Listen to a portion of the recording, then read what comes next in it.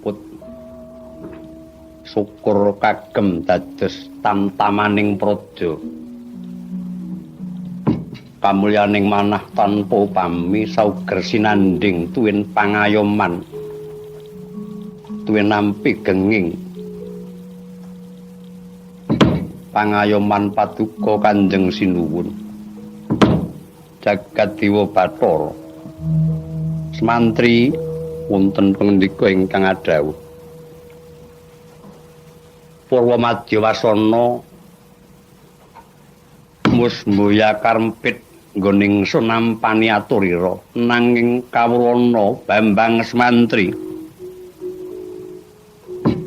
pranataning praja Maespati para pemagangan ingkang nembe suwita iku luwih dhisik kudu kawuningan dening Sang Mantri Pangarsa patih wasisaning praja yaiku wewakiling sun Kakang Patih Surata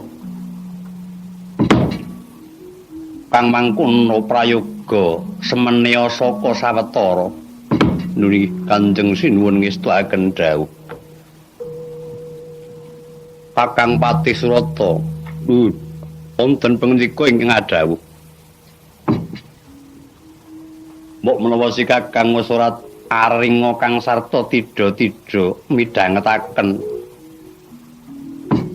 ature bocah ingkang nembe prapta ngaku saka pertapan jati saranaran Bambang Semantri nedya suwita marang negara Maespati borong Kakang tak pasrahake kawicaksananira bela dalah kanugrahan ingkang kula tampi dene mekaten dawuh pangandika paduka Kanjeng Sinuwun dhateng ingkang abdipun Surata nggih Bambang Semantri mula sang Kanapatih wonten pangandika ingkang adhawuh ya wale-wale apa awit sangka keparengi Kanjeng Sinuwun